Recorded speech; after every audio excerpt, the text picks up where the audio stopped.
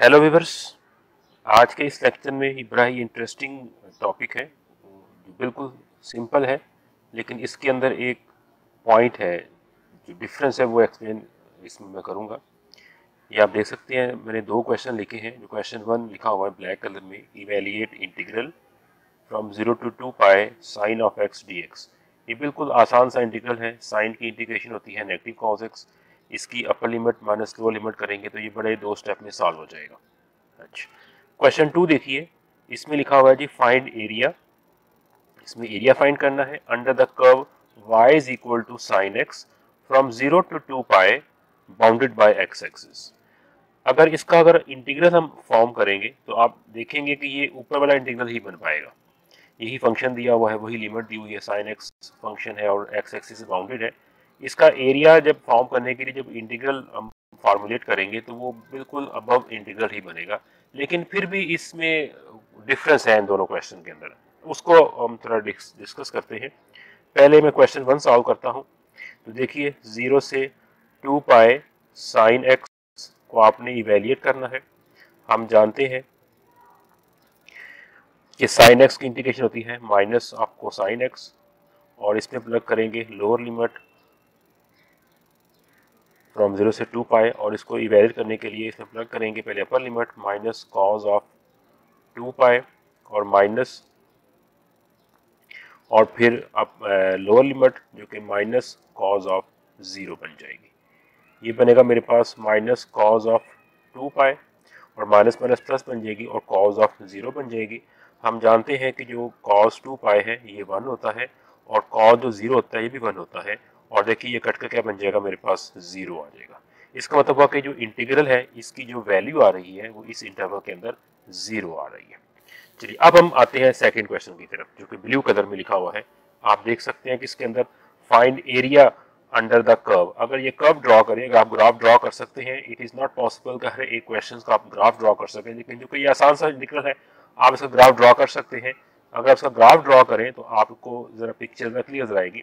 0 से 2 pi sine x graph इस तरह का होता है। ये एक्स एक्सिस है, ये मेरे पास वाई एक्सिस है,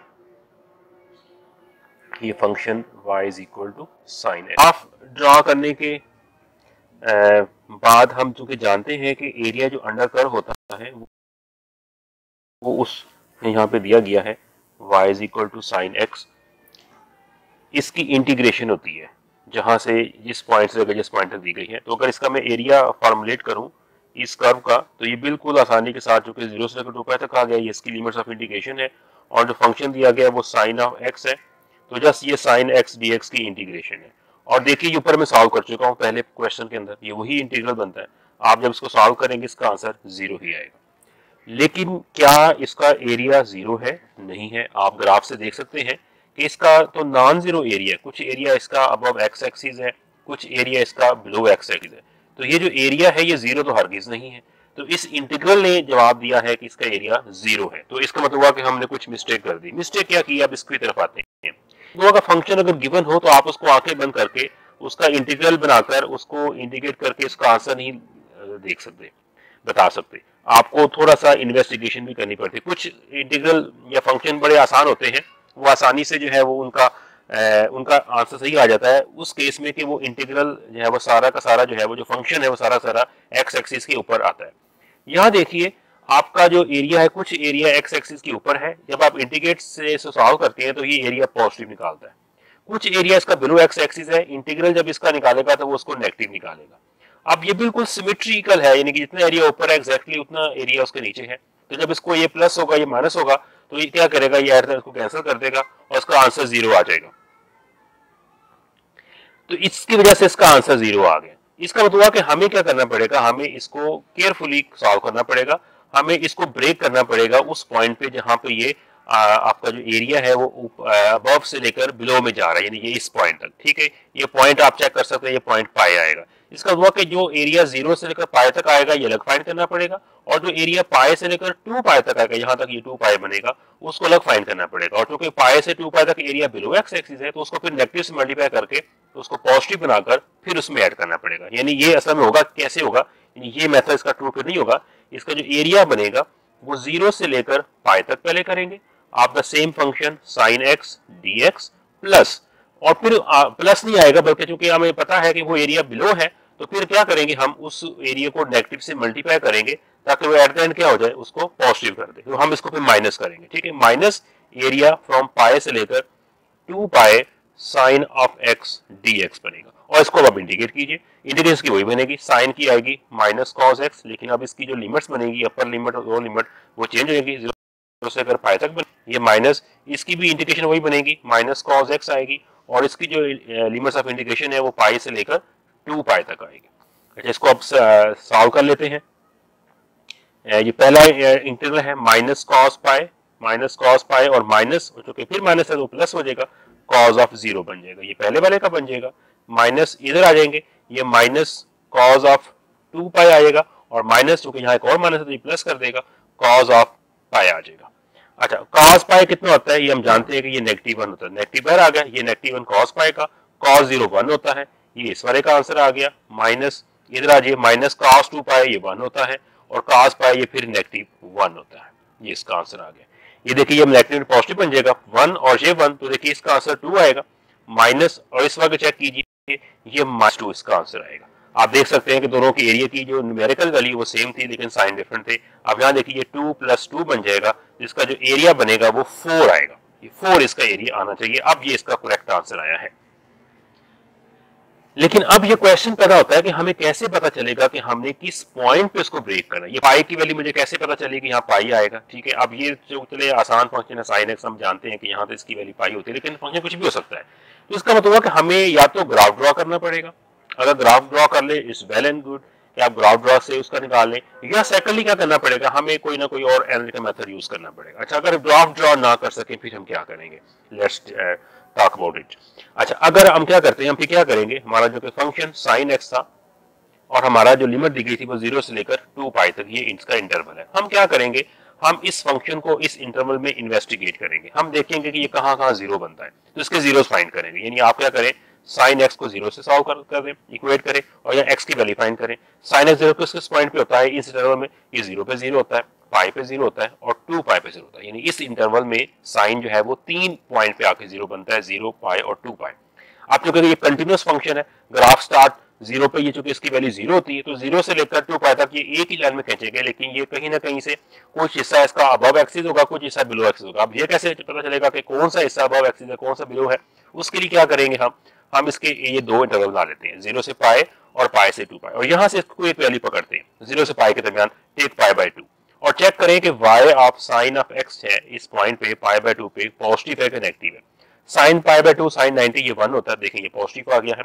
और इधर से कोई पॉइंट पकड़ ले पाई/2 और पाई से और 2 पाई के दरमियान, आप देख सकते हैं 3 पाई/2, और इसी पे आप चेक कीजिए y की वैल्यू, y साइन ऑफ 3 पाई/2 ये 270 होता है, और यू कैन चेक दैट कि ये नेगेटिव 1 होता है। इसका मतलब हुआ कि ये जो 0 से 2 पाई है वहां पर आपकी जो वैल्यू जो कि पॉजिटिव आई है, तो फंक्शन जो होगा वो इस इंटरवल में अबव एक्स एक्सिस होगा। और जो सेकंड वाले में जो कि इसकी वैल्यू नेगेटिव आई है, जैसा यहाँ जो फंक्शन बनेगा वो बिलो एक्सिस होगा। और हम जो कि जानते हैं शुरू में इसके 3 रूट्स निकले हैं, पहले वो मार्क कर लें, ये 0 आ गया, ये पाई आ गया, और ये 2 पाई आ गया। पहले पे देखिए हमारा चूंकि पॉजिटिव है तो इसको ऊपर से घुमा के लेके आइए, यहाँ से कट करेंगे एक्सिस को, और फिर ये इसके नीचे से कट करेंगे, तो ये देखिए यहाँ तक हमें आइडिया हो जाएगा कि ये हिस्सा इसका पॉजिटिव है, ये नेगेटिव है। तो हम यहाँ उसको जब ब्रेक करेंगे इस पॉइंट पाई के ऊपर, तो इसको पॉजिटिव लेंगे और इसको नेगेटिव लेंगे। ठीक हो गया। इस तरह आप कोई और फंक्शन भी ले सकते हैं, नॉट नेसेसरी कि ये ट्रिग्नोमेट्रिक फंक्शन आए। अगर लिखा हो y is equal to x minus 1 x plus 1 और x माइनस सपोज करेंगे 3 दिया हुआ है, ये क्यूबिक फंक्शन है, और ये मैंने इसको फैक्टर की फॉर्म में लिखा है। तो इसका मतलब यहाँ इसके जो रूट्स बन रहे हैं, जब इसको आप 0 से इक्वेट करेंगे, x की जो वैल्यूज आएंगी, एक 1 आएगी, एक नेगेटिव 1 आएगी, और एक 3 आएगी। तो यहाँ अगर आप ये पॉइंट मार्क करें x एक्सिस पे, तो ये नेगेटिव 1, ये पॉजिटिव 1, और यहाँ पे कहीं आप 3 लगा लें, ये नेगेटिव 1 आ जाएगा, ये 1 आएगा, और ये 3 बनेगा। और चूंकि ये क्यूबिक फंक्शन है और डिग्री होती है, तो इसका जो ग्राफ होता है वो आपका इस फर्स्ट क्वाड्रेंट से आकर वो थर्ड तक आता है। क्योंकि ये रूट से पास करेगा, तो देखिए इसकी शेप कहीं इस तरह बन रही है, ये इस तरह आपका ग्राफ बनता है इसका।